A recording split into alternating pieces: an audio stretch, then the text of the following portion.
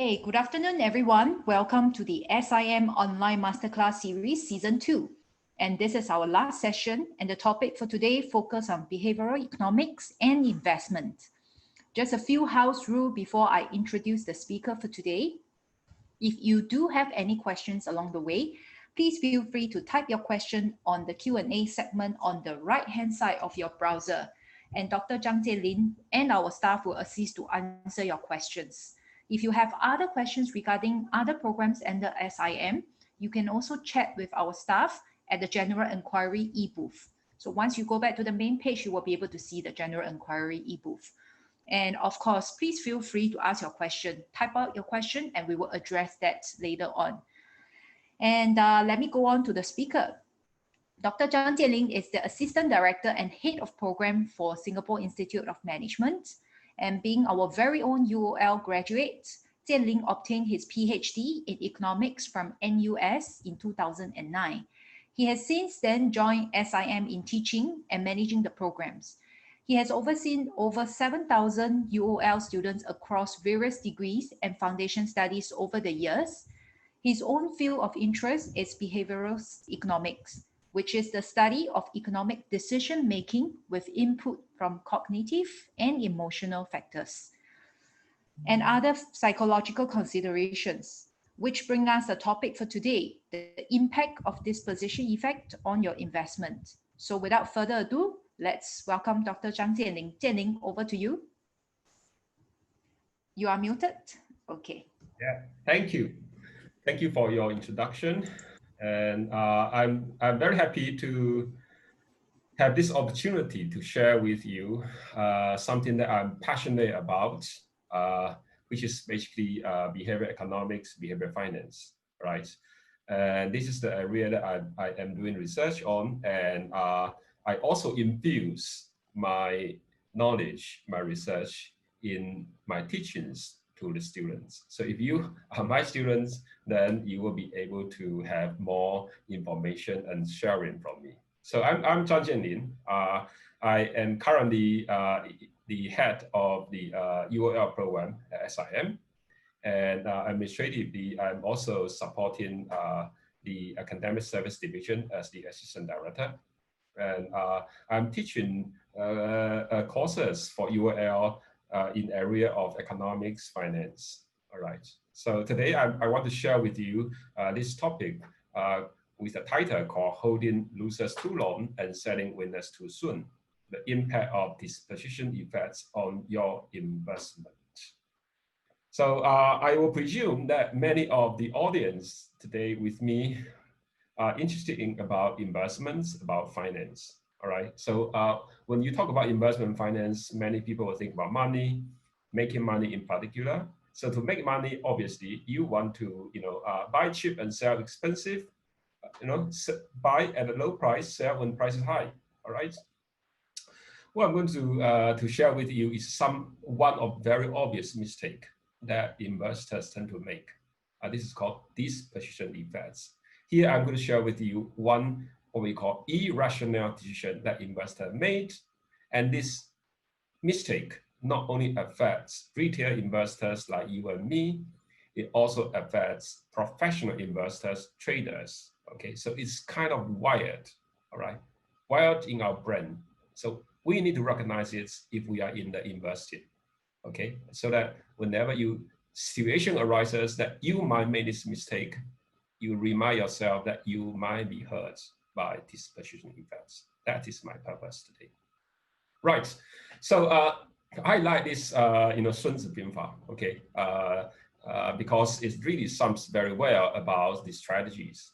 Okay, and if you are in the markets, if you're investing, right, you really need to have strategy.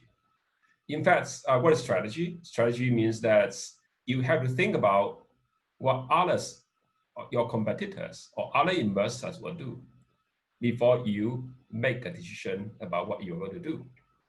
So in Sun Zi Bin Fa, in one of the chapters, it says that 知己知彼，百战不殆. What it says is that you've got to know yourself and know your enemy, and you will never be defeated. Okay, so I'm going to test how much you know about yourself and how much you know about your competitors. I wouldn't say enemies, okay? Maybe they're your competitors, all right? They're peer investors, okay? I'm going to test this based on the following game, okay? And this is a very simple game, all right? So when you are going to make this decision, your goal is to win the game. And obviously, when you make the decision, you got to have what others are going to do in mind before you come up with your decision. Okay, so that is again, I want you to guess a number from 0 to 100. The goal is to make your guess as close as possible to 2/3 of the average guess of all those participating in the contest. Assuming all of you are playing this game, okay, all of you need to give me a number. So there will be one winner, all right? And who is the winner? The winner is the one who will give me the number that is as close as possible to 2/3 of the average guess of all participants in the contest. Give you one example. Let's suppose there are 3 players, and the guesses from the 3 players will be 20, 30, 40, respectively. And the average guess will be 30. 20 plus 30 plus 40 divided by 3, you got 30. So who will win? Not the one who gave 30. The one who gave 20 will win, because 2/3 of the average is 20. So the person who gets 20 will win. Okay. Now I would like to invite you to give me a number. I think you are allowed to type in the from the chat box, isn't it? If you're allowed to type in, please give me a number, and let's see how close you are will win the game. Give me a number. Okay, great. I have Guo Rui Kun. Give me 50. Others, please come in. Yes. Wow, I have more. Great, great. More, please.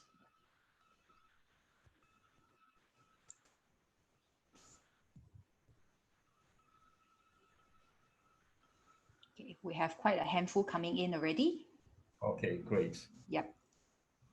All different kind of numbers, ranging from 0 even all the way to 99. Right. Interesting.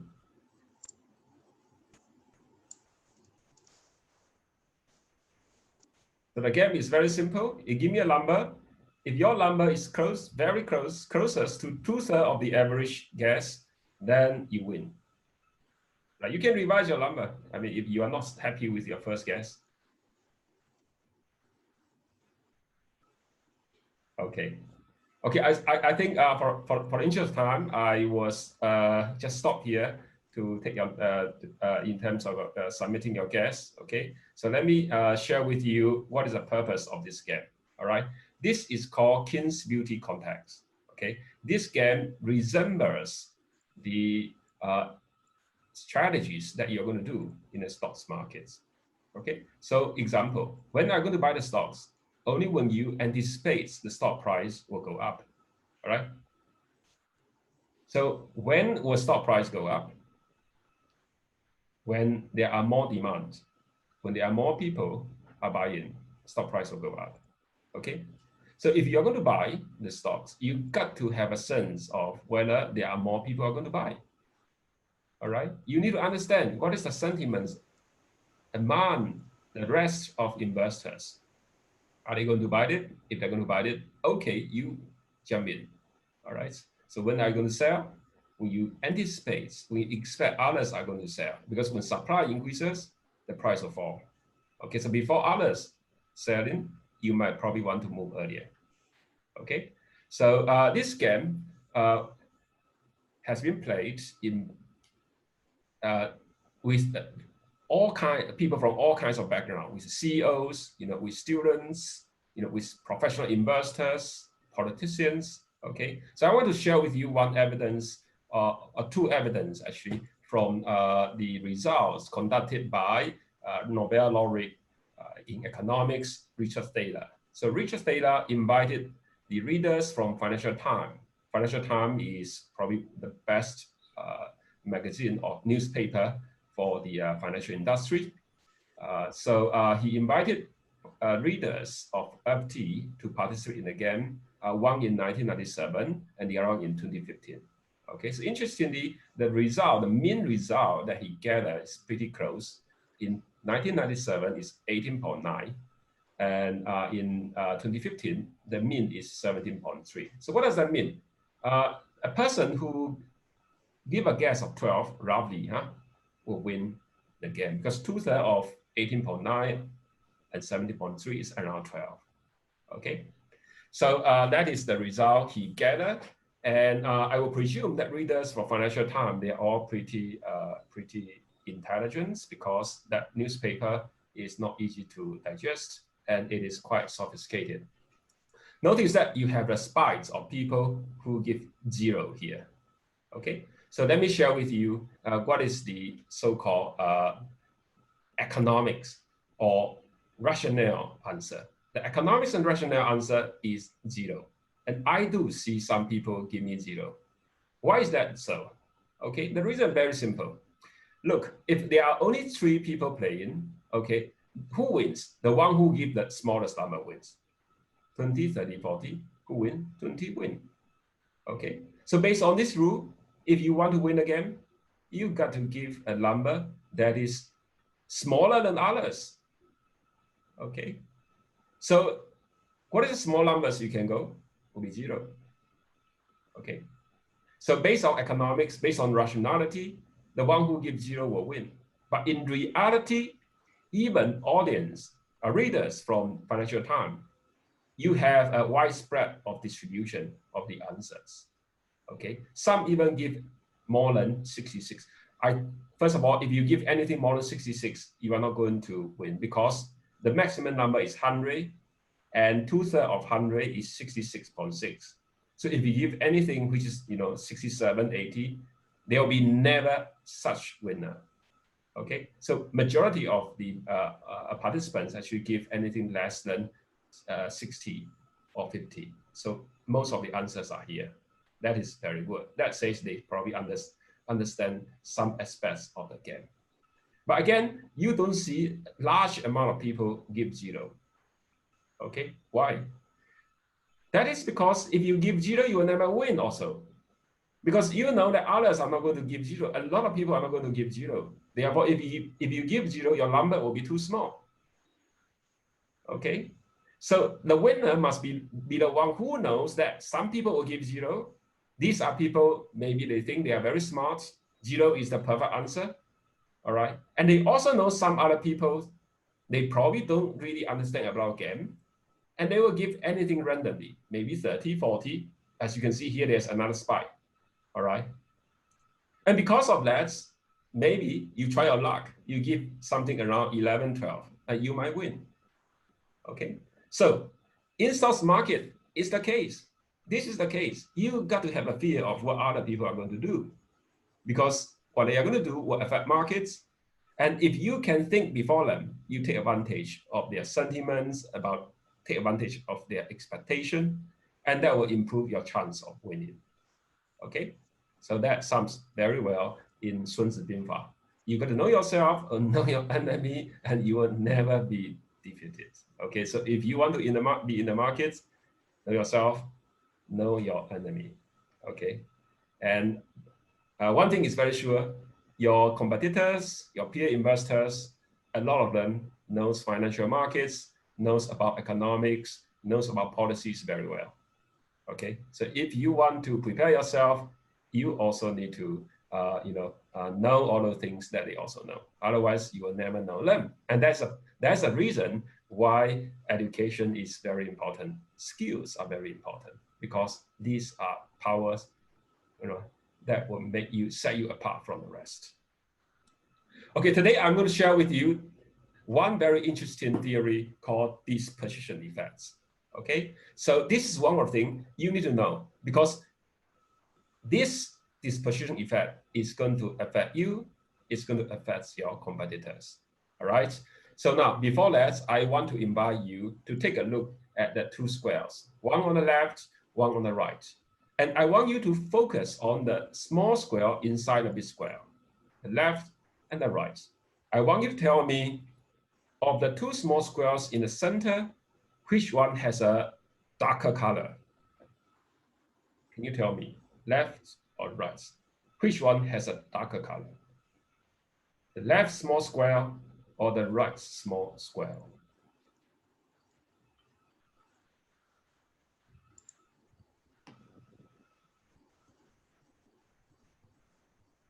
Okay, majority give me right. Okay, and next I'm going to show you, what I'm going to do next, I'm going to take away the edges, take away the sides of these two small squares. I'm going to take them away. Okay.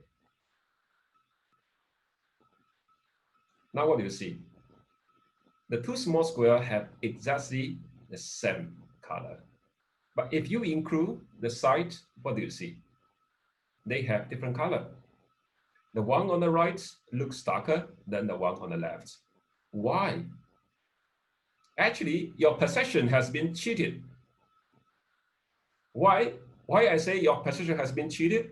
Because when you assess the color in the center, the surrounding actually play an influential role to decide the color in the center. When the surrounding is darker, the center appear not as dark. When the surrounding are lighter, the center appears to be darker. Okay, so that is the first part of the disposition effect called reference dependence. Okay, and the decision we made based on a reference.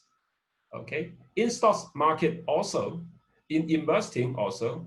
Okay, whether you are going to sell a stock, okay, you have a reference number. Okay, what is in stocks market in investing? All right, normally the reference point is the price you spend, the money you spend to buy that stock. And based on the price, initial price you spend to purchase a stock, you will decide whether you're going to buy or you're going to sell. Okay, so that is point one. Sorry. So there is a reference point in our decision making, and people normally perceive outcome as gains and losses relative to reference points. Okay, if now the stock price is higher than the price I spent to buy, I feel I have made money. That is a gain. If the current price is lower than the price I spent to buy, I feel I have lost money, and that is a loss. Okay. Next, okay, I want you to take a look at this questionnaire. And this questionnaire, the set of questionnaire was actually designed by Tarboski and Kahneman in 1981. And Kahneman was given a Nobel Prize in economics. Okay, so when he studying these things called framing effects, okay, he come up with this set of questionnaire. And I think this set of questionnaire are very timely in today's environment when we are actually affected by COVID-19. So here is the question, okay? Imagine that we are preparing for the outbreak of an unusual contagious disease, which is expected to kill 600 people. Two alternative programs to combat the disease have been proposed. Assume that the exact scientific estimates of the consequences of the programs are as follows. If A is adopted, 200 people will be saved. If program B is adopted, there is 1/3 probability that 600 people will be saved, and a 2/3 probability that no people will be saved. Which of the two programs will you favor? All right, so this disease is going to kill 600 people, and then we found a solution, okay, program A and program B. All right, if I choose A, 200 people will be saved. If I choose B, there's 1/3 probability that all 600 people will be saved, 2/3 that all of them will die. Which one will you choose? Can you please give me your response? Okay.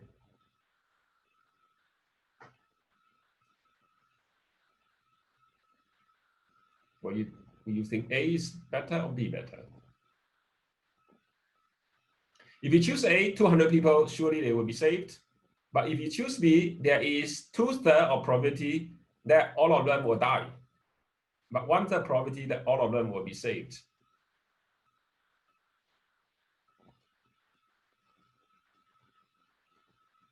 Choose it truthfully, okay? Okay, so we have a variety of answer. Now, when this question was given to large number of audience, okay, most people will choose A. Majority, about 75% will choose A. 25% of them will choose B. Okay, nothing right, nothing wrong about the choice. All right, it's just a preference. Most people prefer A for this set of question. Okay, next question. Similar, all right? Imagine that we are preparing for the outbreak of an unusual contagious disease, which is expected to kill 600 people. 2 alternative programs to combat the disease have been proposed. Assume that exact scientific estimates of the consequences are as follows. If A is chosen, 400 people will die. Okay. If B is adopted, there's 1/3 probability that nobody will die. 2/3 probability that 600 people will die. Which of the two programs will you favor?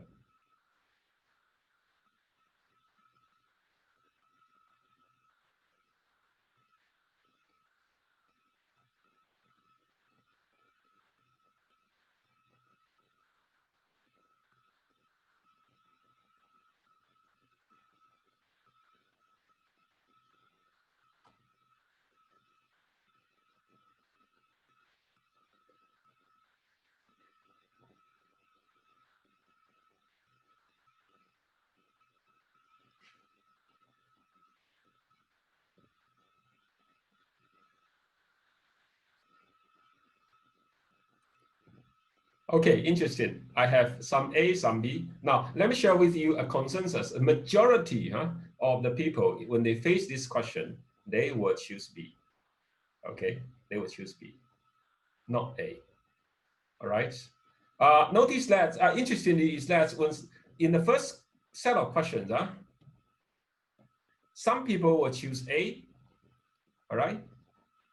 And then when they come to this set of questions, they choose B. Okay, so what we see is there's a switch of preference. But if you compare these two sets of questionnaires, in fact, they are exactly the same. Let me tell you why are they exactly the same. If A is adopted, 400 people will die. 400 people dying is the same as 200 people will be saved, right? In the first set, if B is adopted, 1/3 probability that 600 people will be saved, 2/3 probability that no people will be saved. This is the same as 1/3 probability that nobody will die, 2/3 probability that 600 people will die. Okay, they are exactly the same. All right. Now, why in first set of question most people will choose A, and second set of question most people will choose B? This is because if you look at the first set of question, the questions is framed as saving life. 200 people will be saved. Whereas the second set of question, the questions are framed as people are dying, losing life. The first set of question, A is to save life. Okay, so when people facing such a situation where they are gaining, saving life, they become more risk averse. What do you mean by risk averse? It means that they will shy away from taking risk. B is risky, right? Because B, there is a 2/3 probability that no people will be saved. So facing B, there is a risk. I would rather choose A because A looks more assured and we are in a situation of saving life. So when the problem is to save, to gain, then people want to choose A. They will avoid risk. Whereas in the second set, the problem is framed as people are dying. 400 people will die. Okay, we are losing life. Okay, here the problem is framed as a loss. Okay, so when people are facing a loss, what they will do, they will become risk-taking.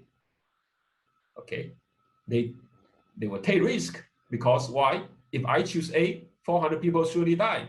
I don't want anybody die. Therefore, I am going to take a chance because there's a 1/3 probability that nobody will die. Okay, so in fact, the two sets of questions are exactly the same, but the way we frame the questions are different. One is framed as gain. In that case, people want to avoid risk. one is branded as loss. In that case, people want to take risk. All right. Now, let me give you another example. Let's suppose I invite you to participate in this gamble. Okay, it's a gamble. A1, you have 100% probability to win $3,000. B1, you have 80% probability to win $4,000, 20% probability of winning nothing.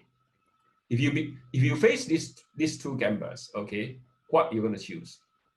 Are you going to choose A1 or B1? Choose A1, you surely get $3,000. If you choose B1, you have a probability of 4,000, 80% probability of winning more, but you have, 20% probability of winning nothing.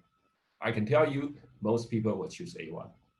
All right. Why? Because you are making money. You are winning. All right. When you are winning, you want to avoid risk. But when you choose A1, that is not rationale. Okay. Because based on statistical law, B1 will give you higher expected gain than A1. The expected gain from B1 is $3,200, but from A1, it is only $3,000. So actually, you should choose B1 if you are looking at the expected gain. Okay, so we are risk averse in gain domain. Okay, next. Okay, so graphically, okay, so if you study economics, you can't avoid, but you have to draw the graph. Okay, so this curve represents our feeling, okay, or our utility economics. So if I were given $3,000 for sure, so x-axis, I have money gains, okay? If I'm given $3,000 for sure, this is the level of happiness I feel, okay? But if you push me to take a gamble, I will either be 0 or 400 of the financial outcomes, okay? So what is the expected amount of money I will earn? I will expect to earn $3,200 based on money, but my expected happiness is actually here on the curve, which is lower than avoid the gamble and take $3,000 with me. So when you have this kind of concave utility function or preference, you are risk averse. Okay.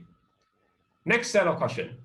A2, you have 100% probability of losing $3,000, 80% probability of losing $4,000, and 20% probability of losing nothing. Okay, so if you pick A2, surely $3,000 will be gone from your pockets. If you choose B2, there's 80% probability that you might lose more, but 20% probability that you might lose nothing. What will you choose? Are you going to choose A2 or B2?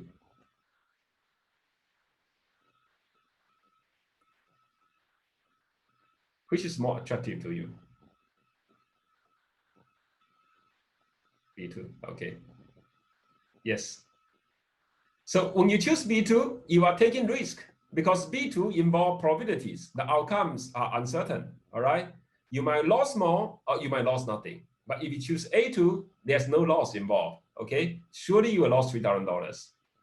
There's no probability involved, okay? No uncertainty involved, but you surely will lose $3,000.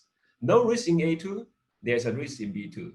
But when you choose B2, actually, you expect to lose more money than you choose A2. The expected loss for B2 is $3,200, but the loss in A2 is only $3,000. Okay, so what does it say? When you are in the loss domain, you take risk. You are risk seeking. When you're in the gain domain, you become risk averse. When you're in loss domain, you are risk seeking. Okay, so in terms of graph, your preference or your feelings, all right, becomes a convex. Notice that in the gain, this is your preference. Okay, this is your curve. But in the loss, this will be your curve. If you lost $3,000, that is the pain you suffer. All right, it's a negative. Okay, but if you take a gamble, you might lose nothing or lose $4,000. So on average, you might lose more. You expect to lose more. All right, but the feeling of the gamble is better than the feeling of losing $3,000 for sure. So you are risk-seeking in the loss domain. And this might not be a rational choice, as I have proved to you. If you take the gamble, you expect to lose more than if you don't take the gamble. Okay, so this is prospect theory. First part, some elements of prospect theory, and prospect theory is an idea that was given a Nobel Prize in economics. So basically, it says that whatever we do, there is a reference point in our decision, and when we're in the gain domain, we become risk averse. In the loss domain, we are risk seeking, and so on and so forth. Okay, the rest I don't have time to explain to you in this occasion. Okay. Now, I'm going to apply these two findings of prospect theory in the investing behavior, all right? Disposition effects. Let's consider the following. Suppose you purchased a share long ago, all right? You purchased $50, okay? Let me call this P minus 1. Okay, you spend $50 to buy the share, okay? And every period, the price of the share can go up by 10 or go down by 10, okay, with the same equal probability. Let's suppose the investor must choose between selling the stock now or keeping it in the portfolio. So anytime, okay, when you look at your, you check your portal, all right, your account, you have to decide you're going to keep or you're going to sell, okay? What will you do if now when you log into your account and you found, wow, the stock price has gone up to 60, okay? Are you going to keep or are you going to sell? Okay. So when you see the stock price already gone up to 60, that means you have already made $10 of paper gain. All right. So what are you going to do? Are you going to keep or are you going to sell?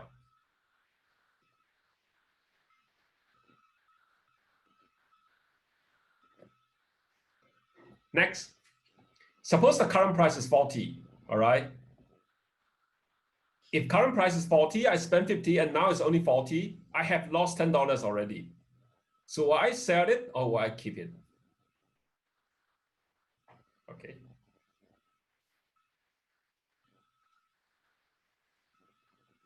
Right. Okay, so that's here you have a simple graph. Okay, so basically, suppose price is 60. All right, that means I already made $10. Okay, and next period I might actually make 20 because the price will go up by another 10, or I might actually make nothing, 0. Okay, because if price goes down to 50, I lost all my paper gains. If right now the price is 40, I already lost $10. If I keep it for one more period, I might recover all my loss, or I actually might lose $20 if price goes down to 30. Okay. So what is disposition effect? The disposition effect says that in this first place, when current price is 60, most people would choose to sell it to realize the gain. Okay. But if price goes down, so in this case, most people want to choose to sell. In this case, most people want to keep. If you have already lost $10 of paper loss, most people will keep it.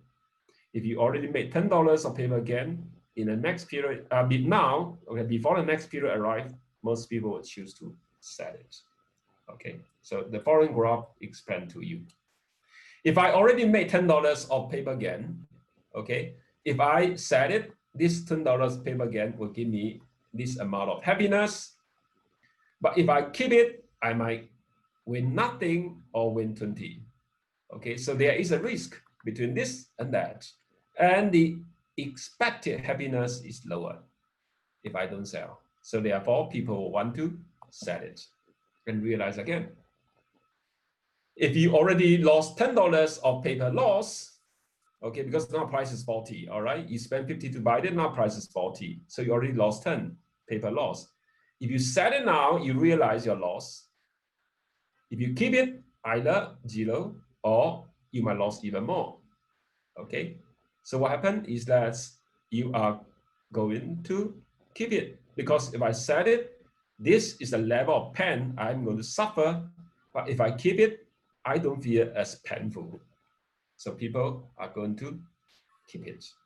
Okay. Now, this is a very commonly observed behavior, but is this decision, investing decision behavior, is it rational?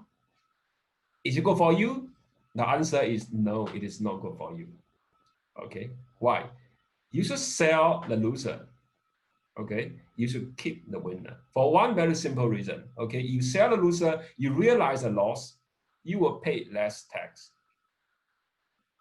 Okay, you say, well, if I sell the loser, what if the price will go up in next period? Well, nobody knows what is going to happen in the stocks market price. Nobody knows. All right. Okay, nobody knows. The one you keep, if you have already made the money, the one you keep, okay, you don't realize again, you don't need to pay the tax for the gain. All right. Yes, price might go up even more, or it might go down, but you don't know what's going to happen in the future. All right. So if you sell the winner too early and keep the loser for too long, it is not rational. And this is called disposition effects, a strong preference for realizing winners rather than losers. Okay, and it's a tendency for investors to hold losing investment for too long, selling winning investment for too soon. And this is not good for you in the long run. Why? Because you realize the loss, you pay less tax. Okay, and you keep the winning stocks, you actually postpone your taxable gains. Okay. Now, for the interest of time, I do not have time to share with you, the testing of this of the disposition effects. But what I can share you the result is that a stock that is up in value, okay, based on empirical tests, investor will have 50% more of likelihood to sell it than for the stocks that is losing in value. So we have this kind of strong preference or tendency to sell the stocks that are making money. And that might not be the right decision, remember, okay? We keep the losing stock for too long. That is not a good decision. Does it affect the professional traders? Yes, it also affects the professional traders. The traders, they are supposed to have sophisticated knowledge, understanding about financial markets, and they are supposed to be people who are not affected by emotions. They also suffer from the same tendency. Okay, so here's a very interesting study. They look at the traders, and they divide their trading decision by morning and afternoon. And what they found is that if traders are making money in the morning from their trades, okay, then what happened? They are going to take less risk in the afternoon. But if trader is losing money from their morning trades, what happened? They will double down. They will take more risk in the afternoon. Okay, so when they're in a gain domain, okay, they wash their hand. Today enough, I have made enough money. I'm not going to do anything. But when they are losing money, they are in a loss domain. What happened? They suddenly become very aggressive, hoping to recover all their loss. Okay, and that is not a rational decision. Why? Because by taking risk, it doesn't mean you are going to recover all your losses. Markets does not listen to you. Okay. And this also affects property markets. Right now, we have lots of talk about property markets. Here, what you see, this study says that actually, why we found many property owners, they are reluctant to sell, they are adjust their price and reluctant to sell the property according to the market price. So suppose the market price for the property only worth 1 million, but the owners will never compromise their selling price to anything less than 1.2. So they are setting an unrealistic price, which is 20% more than market price. So the result is that they will never be able to sell their property in time, and they will have to wait until next cycle. And is that rational? No, it's not rational. If they're able to sell their properties earlier and use that money to invest in other assets, they might actually have even higher return than wait until next cycle. But why? Because the owners will not be happy to accept the loss, because loss is extremely painful to them. So they would rather keep it, set an unrealistic price, and hoping that one day people will love their property and buy it back. They are taking risk. Okay, right. So to summarize, the number one rule for investors, one day I think many of you will become investors. The number one rule is that always cut in losses and running gains. Okay, but in reality, investors, including professional ones, they will hold their losses too long and sell winners too soon. Okay, so this summary is something kind of paradoxical, but I think it has a lot of truth inside, and I think it affects many people. It affects humans basically, and you and me one day, okay, when we are deciding when to sell or when to keep, please think about disposition effects. And remember that markets does not follow your willpowers. Okay, market doesn't listen to you, all right? Okay, right, so that is the end of my sharing in disposition effects. And if you got any questions you want to discuss with me, you can either type it through the chat box or you can just unmute your mic. Okay, and there's another way that I mentioned earlier on. Thank you, Jianlin. There's another way that I mentioned earlier on. There is a question box. Is to ask your questions here. So you can actually type your question over there. We will pick it up and we will answer them. Okay, so please type out your question at the question box and we will answer them accordingly. Meanwhile, while we wait for some of the questions to come in, maybe Jianlin, we can actually do the program briefing for the.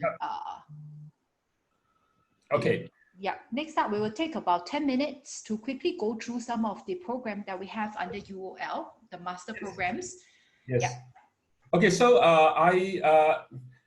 you know that just now my colleague introduced myself. I am a graduate of University of London program long ago. I think I joined SIM in 1998. I graduated in 2001. Okay, so when I graduated, I was so lucky that my result tops the world. And because of that, the London School of Economics and Political Science, LSE, which is a college of UOL, gave me a full scholarship to study the MSc in Accounting and Finance at the LSE. And upon graduation, I came back, I returned SIM and started to do some teaching works. At the same time, I was doing my PhD at NUS Departments of Economics. And since then, I have been doing a lot of teaching, doing a lot of program administration. At the moment, I am heading the UOL program.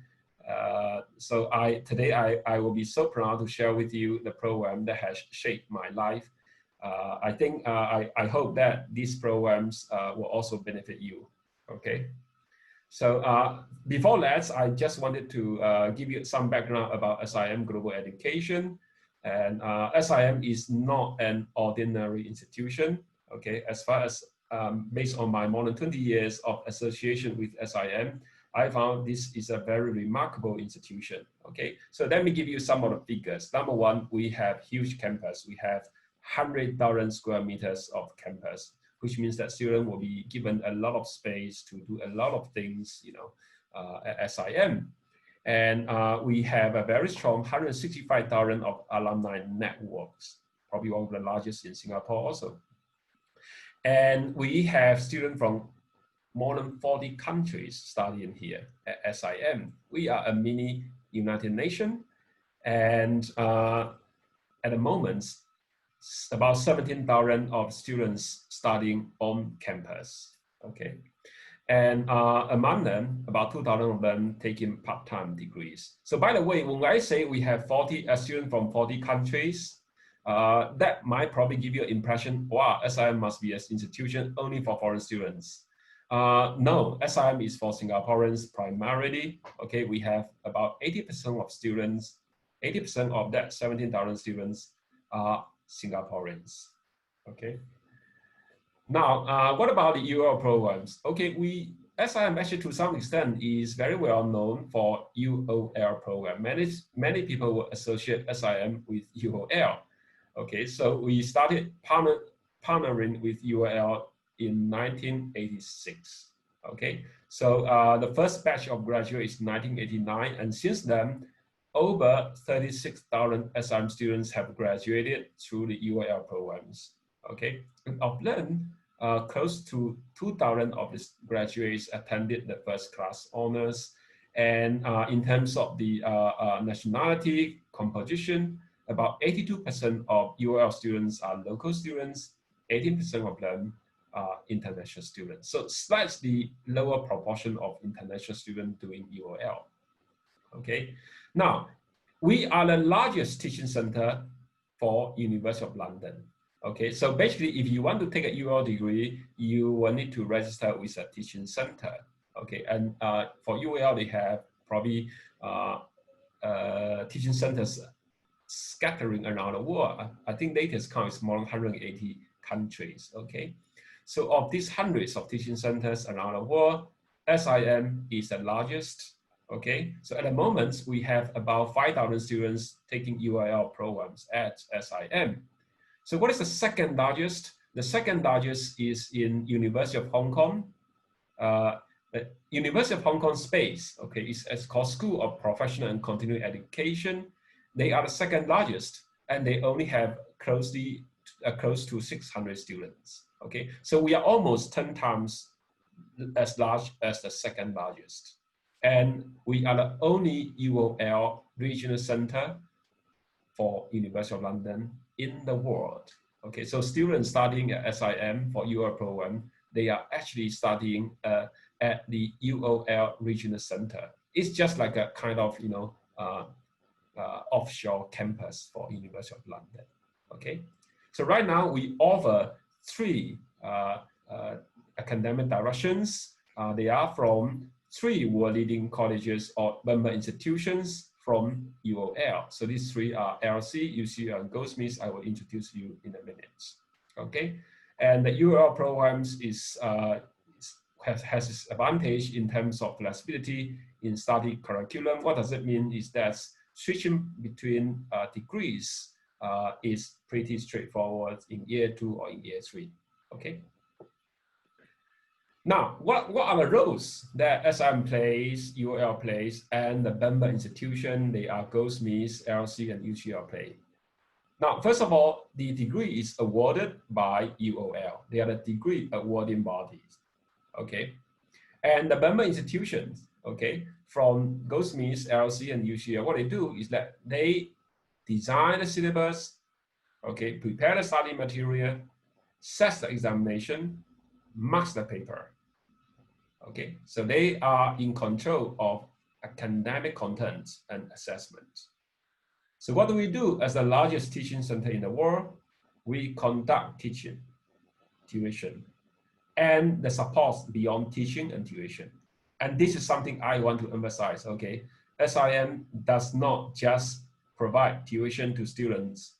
We provide a holistic environment. We provide almost like full campus university environment activities to students. We have more than 70 student clubs, associations that students can choose from when they are studying at SIM. We send students overseas for internships, for competitions, okay? SIM students have been constantly winning a lot of prizes in various competitions, competing with local autonomous universities such as NUS and TU. Okay, we provide career supports, guidance to our students. Okay, and we also provide a lot of extra teaching and learning supports to our students and our stakeholders. Okay, so we don't just provide pure teaching. So that is our role. Okay, and here shows the progression structure for the UOL degrees at SIM. So it depends on what level you are at the moment. Okay, typically students will spend 3 years to complete a degree. Okay, so most of the students entering UOL programs from year 1 or year 2. Year 1 are for the students from A-level, IB, polytechnics backgrounds. Okay, and they pass year 1, go to year 2, and then year 3. Okay, and if students are coming from SIM diploma or business-related diploma from polytechnics, together with their English and math requirements, okay, and they will be able to be admitted in what we call SIM bridging program. So bridging program is a 2.5 months program, okay. Upon passing the bridging program, students can skip the entire year 1 and move directly to year 2. And that will allow students to complete the degree in 2 years, okay. Now, if a student's coming with an O-level qualification, then the student will need to spend 4 years to complete the degree. So the first year will be International Foundation Program. So this is equivalent to the A-level program, okay? So if you have an O-level, you pass the International Foundation, then you'll be admitted into year 1, and then you spend another 2 years to complete a degree, okay? So what is this Certificate of Higher Education in Social Sciences? This is for the students that do not have a full polytechnic diploma or do not have minimum 2 A-level passes. Probably you only have 1 A-level pass from your A-level diplomas, okay? Then you will need to go through what we call Certificate of Higher Education in Social Sciences, and this is equivalent to year 1 of your degree, okay? Now, for the graduate students, okay, we have graduate diplomas, all right, for the students from different variety of background, discipline backgrounds to study things that they're interested in. We also have master's programs, all right, in accountancy or in data science if they are interested in.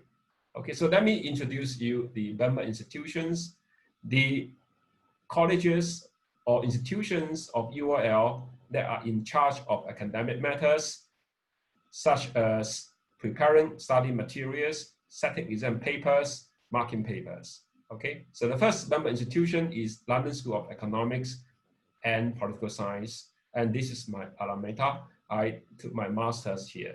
So LSE is a small university, but it's very, very well known. So even though it is only ranked 49 in the world, okay, but in terms of the area of economics business is top 10 in the world. It's ranked as 2nd in the world for management and social sciences. Okay, the first is Harvard University, 2nd is LSE. Then you might ask, why it is only ranked 49th in the world? This world ranking, QS World University Ranking, favors universities that is what we call comprehensive universities. Okay, so universities have variety of faculties, you know, in science, in medicine, etc., etc. But LSE only have 1 faculty, which is social sciences. LSE is a specialized university in social sciences. And therefore, in terms of comprehensive university ranking, it is not as highly ranked. But in terms of the subject area ranking, it is extremely high. Okay. So LSE is in charge of the following programs as for the UL degree at SIM. First is the higher education, the Certificate of Higher Education in Social Sciences, and then undergrad degrees in the following disciplines: accounting and finance, banking and finance, business and management, data sciences, so on and so forth. All these represents the strength of the LSE. Okay, and graduate diploma takes a year to complete. We have the following graduate diploma: business analytics, data science, economics, finance, and management. So in order to take up the graduate diploma, the students should have must have already have a degree, okay? And the second college I want to introduce is called Goldsmiths College. So Goldsmiths is well known for its computing, creative computing in particular. So Goldsmiths offers the following undergrad degrees at SIM: BSc in Computer Science, BSc in Computer Science, Machine Learning and Artificial Intelligence, BSc in Computer Science, Web and Mobile Development.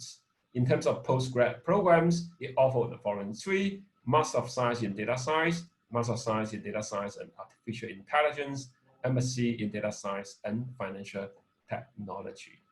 Okay. And the third college is UCL, University College London. This is a truly remarkable university. It is extremely highly ranked 10 in the world and 4th in the UK based on QS World University ranking, ranked 1st in the UK for research strength and research excellence. Okay, so UCL at the moment runs the foreign program at SIM, Master of Science in Professional Accountancy. This program is only for ACCA affiliates or members. What does it mean? It means that in order to apply for this program, the student must have already completed all ACCA papers. Okay, and it takes 6 months, 1 year, depending on whether you are doing it full-time or part-time to complete the degree. And interesting thing about this is that there is no closed book examination. All right, so all the assessment is based on coursework. Okay, right. Today I don't have many students to share with you. You know, every year we have many students studying masters after their undergrads. Okay, in top universities. This year, because of COVID-19, most of the students choose not to study overseas. But nevertheless, we do have some more entrepreneurs, students, brave students who decided to go overseas. So I have some of them from the photo here. Some of them are my students. Win Nam go to LBS, London Business School, one of the best in the world in business school. And Benjamin go to University of Warwick and University of San Francisco, and also LC. So these 4 students, they decided to continue their masters overseas despite the challenge we face now. And many of them actually choose to study locally in Singapore. Okay. And I have students studying Harvard University, Cambridge, Oxford. Okay. And this is something that I'm very, very proud of as the head of program for UAL degree. Right. There will be a further online program briefing, okay, for these respective programs. BSc Computer Science, that will take place on 5th October, 10 a.m. MSc Data Science, Tuesday, 15th October, 1 p.m. MSc Professional Accounting, Tuesday, 15th October at 5 p.m. If you're interested in any one of these programs, please take down the QR code and then you can register for the briefing. Okay. Right, and now is the question time. Please ask me any questions regarding to the program or the topics that I have just delivered. Okay. Yes, we do have a lot of questions coming in, so I will just read it out to you, Zining, and you can answer them. So Peter has actually asked, what is the academic research conclusion on the best way to invest or manage the investment portfolio? Have there been any major changes over the past years in the conclusions? Well, for the retail investor, actually, the best research is don't think that you are smarter than the markets. Just be passive, okay? And do not hold too few assets. So basically, you have to take advantage of the benefits from diversification, all right? So you have to hold the assets that are well diversified, okay? And also, you need to hold it for long term. Okay, so these are the, I would say, the gold standard for retail investors. Don't worry about the market. It will go up or it will go down, right? Don't be affected by the emotion. Just keep consistently investing your money in a regular time, all right? Be very passive and hold a well-diversified portfolio. Remember, most important thing, hold it for long term, okay? And that you will be rewarded. As for professional, well, okay, many people are trying to beat the markets. Okay, they have variety of ways to beat the markets because they might have, more sophisticated computing power. They might have better industry insights. They might be able to see things that others people don't see. Okay, so there are varieties. Okay, so on average, most people won't be able to beat the markets, but there will be some exceptions. Okay, either use better technology or better strategies. Okay, so I hope I have answered your question. Let's move on to the second question, please. Yeah, the second question is, what is your view on the current market conditions? What is my view? Okay, I will say that actually last couple of weeks we have seen a lot of corrections. Okay, especially in tagged. Okay, so at the moment, many people say that U.S. stocks is a little bit overvalued. I do agree. Okay, based on a variety of metrics, the U.S. stocks are a little bit of overvalued. Okay, but what about the stocks in the region? I think actually, if you have, say, 10 years, 8 years, 10 years of horizon, I think it's a very good time to buy, honestly. That's my view. Okay, but you might lose more money in next year if you buy now, okay, or the year after. But if you have 8, 10 years of horizon, I think this is a very good time. If you imagine, right, last year this time, okay, compare last year this time, the price is about a quarter cheaper, or more than a quarter cheaper. Okay, so if you think 3, 5 years later, when market recovers, it's actually very good value. All right, next please. Okay, so what do you think of gold investment in the portfolio? Or gold, okay, gold investment, this is very controversial, all right? There's a lot of debates. Many people say, oh, well, gold price is already too high, okay? And some others says it will go even higher. So people include gold because gold is seen as what we call a negative beta. It kind of, the direction of gold, right? The movement of gold is kind of opposite to the stocks market. It have negative correlation, okay? But the other reason to invest in gold is because of the major currency, US dollars depreciation, okay? Because of that fear, all right? People fear, holding gold probably will be a good preserve of value, okay? If you ask me what is the gold direction, I can tell you, I don't know, all right? I really don't know. So remember, when you enter into the markets, you are actually like a drunken man. What do you mean by a drunken man? When you get drunk, all right, and you walk on the road, you have no way to decide whether you're going to the left or going to the right. The market is really behaving that way, all right, especially for a short-term investment. Okay, you have no way to decide whether it's going to go up or go down, or straight or the same. Okay, I don't know, honestly. Okay, but it's good to include gold. Why? Because of what we call negative correlation. Okay, negative correlation, I mean, if you study finance, what is the most valuable things in portfolio management is negative correlation. Okay, it's good to have gold, maybe 5% of your portfolio in gold. Okay, next please. Right, so someone asked, does the prospect theory graph have a function expression? Can we use some mathematical methods to derive it rather than just describe it? Of course, there will be a function for it. Okay, any graph you draw can also be represented by function. Okay, but prospect theory is not derived based on mathematical conjecture. Unlike some economic theories, they start with the mathematical assumption and then move on to further mathematical theory. Okay, prospect theory is not. Prospect theory is based on psychological survey and based on people's what we call the response from the real questionnaire that I have showed you the 2 questionnaires. Remember, program A, program B, A1, B1, A2, B2. Okay, so based on those kind of survey, Tarboski and Kahneman, they construct the prospect theory. Okay, and it is simple, intuitive, but it is extremely powerful. All right, next please. Okay, would you think the disposition effect applies differently for a single stock versus a portfolio, such as ETF or investment fund, etc.?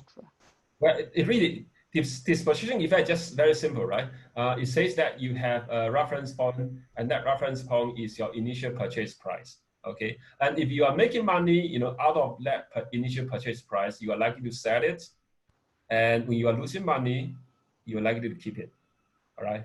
So whether it is a single stock or ETF, it's the same. That is basically your investing preference or psychological urge, to make you to push you to make that kind of decision. Okay. But obviously, if you invest in portfolio, you will have less risk, because by investing in portfolio, I would say if you study finance, you heard about this, what we call idiosyncratic risk. The idiosyncratic risk will be diversified away. So the future price movements will not be as volatile than if you invest in one single stock. Okay, but disposition effect basically will affect investors equally, regardless of what you invest. I give you one example, right? Real estate market also, right?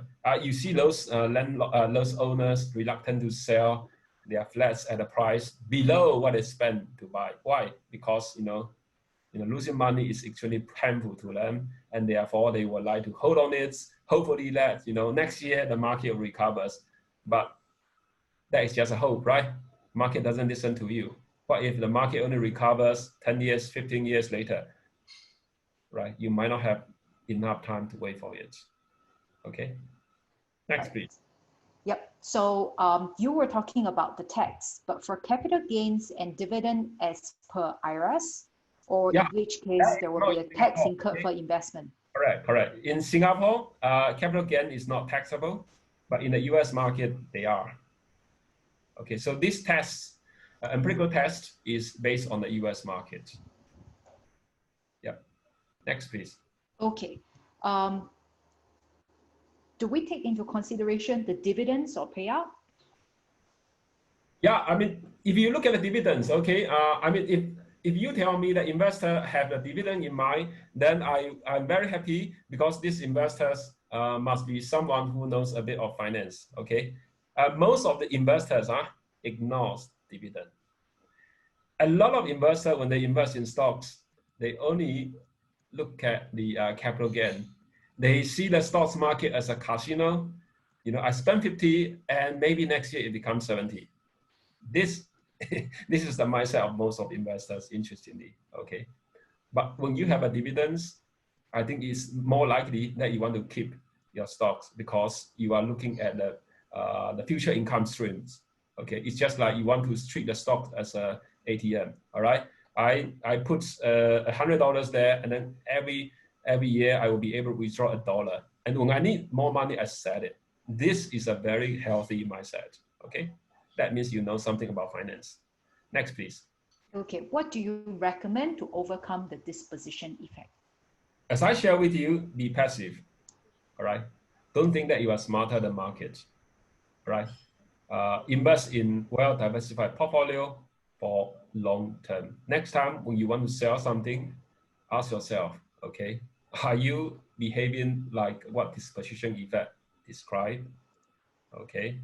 Next time when you want to keep a selling stock, you are reluctant to sell it, again, you ask yourself, okay, market doesn't listen to you, you will never know about the future, therefore that might not be the wrong decision if you sell it now, even though you feel quite pain, all right, but actually it's okay, right? Next. Okay, so with the interest rates being so low and may stay low for the extended periods due to monetary easing. It's so low. If you think about this, interest rate is basically price of money, right? If you know demand and supply, when there are lots of supply, then price will be low, right? So basically, interests are so low because there are too much money circulating. Where are they from? They are from major central banks like Federal Reserve, like the European Central Bank, okay, like Japanese Central Bank, okay. So these currencies, these central banks, they are actually printing billions of dollars circulating, creating a lot of money out of thin air, okay. So as a result, it flood the market with a lot of liquidity, and of course the price of them will be low and interest will be low, okay. So that's the reason. Even though Singaporean government don't print a lot of money, but if the world interest rate is low, Singapore has to follow. Okay, if Singapore interest doesn't follow, then what happens? Lots of money is going to flow to Singapore to take advantage of that interest rate disparity. Okay, so interest rate is going to be low for a sustained period of time. Basically, there is a reason behind that. Central banks want to make the low interest rate as an incentive for consumers, for investors to invest, to consume. And investment and consumption is going to increase the GDP. And the GDP is important for everybody because GDP ultimately equals to income. When you see the headline, GDP goes down by 7%, what does that mean? Is that on average, everybody will have 7% less of money in their pockets to spend. And that is very bad, right? Very soon you are going to see that, okay? We have seen people who suffer from wage cuts, okay? Depending on industry, some are more severe, some are more short, but on average, the income is going to suffer. And very soon next year, January, February, you're going to see, instead of 2 months of bonus, maybe you'll be lucky to have half a month, all right? And that is a significant cut of your income, and that is very bad. So because of that, people are not going to spend money. But how to motivate people to go out and spend? You make borrowing very cheap, okay? So if you make borrowing very cheap, low interest rates, and hopefully people will come out to borrow the money. Okay, that's the reason, what we call the monetary policy. Okay, right, next. Okay, we have some other questions coming in, and someone is asked, is it hard to get into Oxbridge with UOL first class degree? Well, I would say we have many graduates successfully admitted by Oxbridge. Okay, actually, my own students actually just graduated this year. Boyle, originally from Indonesia, and she, after graduating from accounting and finance degree, she worked a couple of years in Singapore and then decided to move on to Cambridge. And she applied a list of universities, which I was his academic referee, and most of them accepted her, including LC, etc. And she chose Cambridge. Okay, so in order to be accepted by Oxbridge, obviously, number one important thing they are looking at is the academic results. Need to be very good. Okay, Boyle, as far as I remember, out of 14 papers she took, she had 13 A's. And those A's are pretty high A. I mean, if you have that quality, you have good chance.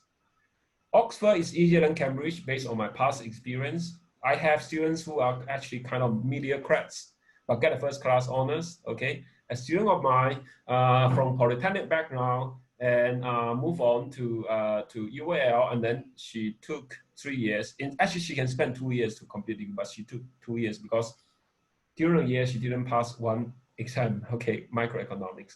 And that doesn't really affect her application. She was accepted by Oxford and she has graduated. Financial economics, if not wrong, yeah. Next. Right, okay, there's another question says, for the disposition effect, is it formed because of the loss aversion? In reality, why active investors are often outperformed by passive longer-term investors? Well, I don't agree with you. I don't agree with you that in reality, most of the active investors outperform passive. Based on the statistics, based on the literature, it's opposite. Okay.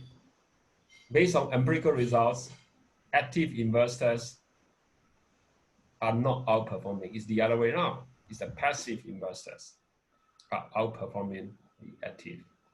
Okay. So I give you one example, one literature. Okay. We compare the fund managers. All right. These are active fund managers' performance against the stock index performance. Okay, so if these fund managers are doing better, we'll expect their performance will be above average, be better than performance from index. But based on the results, covering several decades of data, it's not true. Okay, active fund managers are not outperforming. In fact, they are performing worse than passive. So with all the computing powers, knowledge, etc., they are not doing better. Okay. Next, please. Right. Okay. Can we bear the market correction for now and sell the losers when the price hike? Is this advisable? Example, I bought Apple shares at $116. Now it is at $113. So I can still wait, although it's a non-realized loss. Well, as I say, I think I fear that it might not be a good advice for a retail investor to time the markets. Okay, even for professional investors, they have difficulty to time the markets. Okay, so I think basically you buy and sell should not really depends on the market, the situation in the markets. Okay, so I think whatever decision you make, bear this in mind. All right, market doesn't listen to you. All right, so regarding to your question, all right, you say you spend 100 in now become 130. Is it a good idea to sell them, right, or keep them? If you say, all right, $130 is already a good profits, I'm going to sell it. Likely that you are in a loss averse domain. Okay, so this position is there. All right, but that doesn't mean that you should not sell. You can sell depending on the situation. All right. Okay, so my comment is that you do not want to sell just because you have made $30. All right, you sell based on a list of factors that will have real impact, such as on the stocks, on the economy, on the prospects, on your own assessment, not because you have made $30, then you sell it. Okay, all right, next. What if she's on the losing domain? She bought it at 116 and it's now 113. All right. Well, if you think now, okay, election is coming, volatility is going to be very high, once the election ends, the war is going to, right now, right now the market is popped up by the Donald Trump, so once he, either he win or he lost, he doesn't really care, and the market is going to collapse, etc.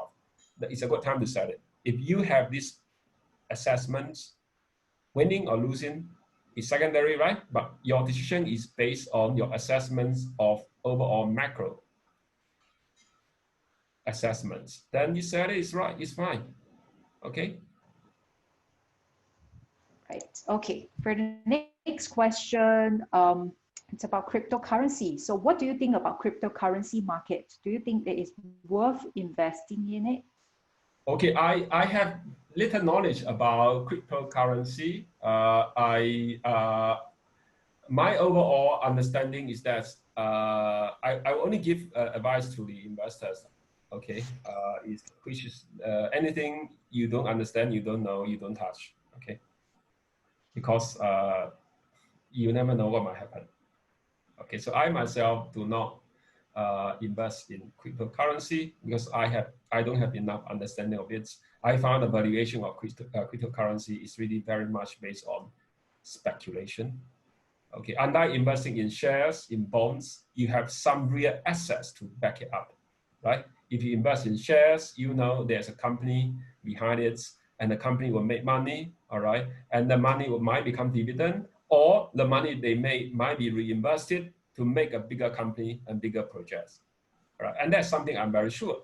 Whereas for cryptocurrency, there's no assets to back up the value, except investors behind it to push the price up or down. That's something I find it kind of risky, so I don't touch it. Okay. Okay, right. Okay, and another question coming says that if I graduate with a UOL degree, first class honors, would it mean that I would stand a higher chance when applying for masters in LSE?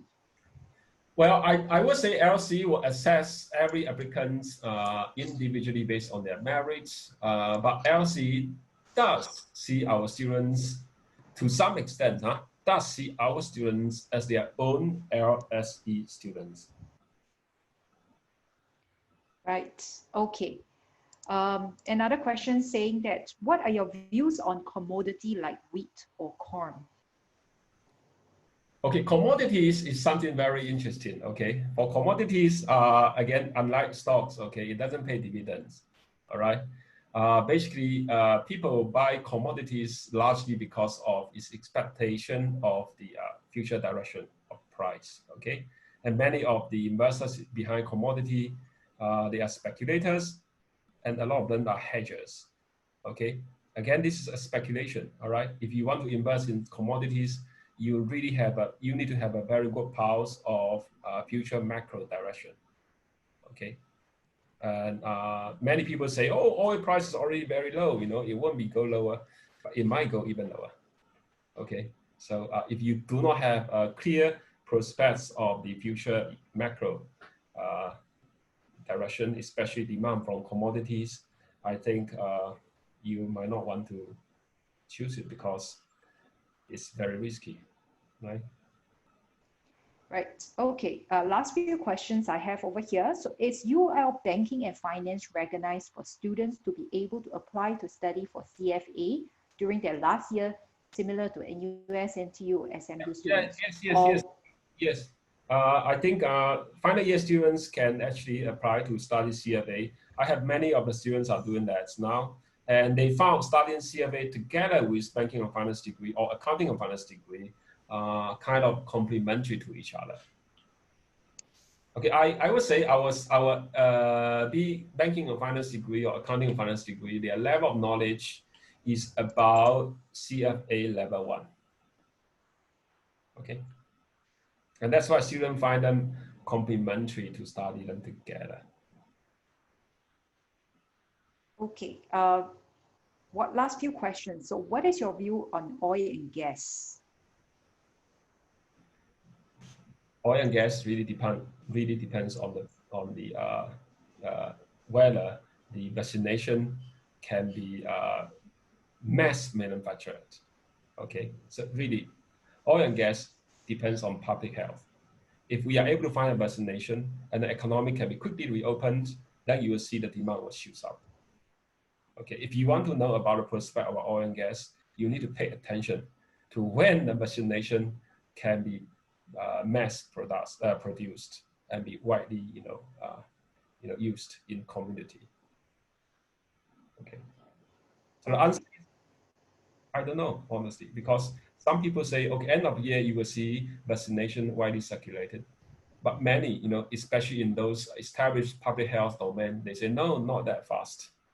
Okay, so you have to do your homework. Right. So someone asked, what is your advice to someone who has not started on their investing journey? Okay, my advice is that first look at your age. If you are young, good news to you. Very good news to you because you should invest. You have time with you. Okay, that doesn't mean that when you are young you can take risk. You can take relatively more risk than if you are old. Okay, if you are young, invest in equities. Okay, because the average return for equity is always higher than investing in fixed income bonds, for example. Okay, investing alternative assets such as real estate. Okay, in the long run, you will win. All right. So there is there's a saying says there's no free lunch. If you want to have a higher return, you should take higher risk. But for young people, actually, they can have a higher return without really taking much higher risk because they have time with them. All right, they have the opportunity to ride on the wave of markets. Okay, so take more risk, but the risk, but the asset you invest must be well diversified. Very important, well diversified assets. Okay, not just one single stock. SIA, many people say SIA is so cheap. Invest in SIA now the price is only half of its peak. But SIA is just one stock. Okay, don't do that. Invest in well diversified portfolio for the long run, and you will be rewarded. Okay. Okay, so this question, I'm trying to rephrase this, the last question I have over here. So is DCAing, I suppose is dollar cost averaging, EFTs better than mutual funds? ETFs better than mutual funds. Dollar averaging is a very good strategy for retail investor because that will basically avoid you to be affected by emotions. Okay, so what is dollar averaging is basically you set a specific day a month and you invest a relatively stable amount of money in a well diversified assets. Okay, so whether that day that period markets up or down, you just keep investing. Okay, so it's just like automatic kind of EDA proof strategy. This is called dollar averaging. And ETF, obviously, I think there are a lot of good things about ETF. First of all, the fees are low.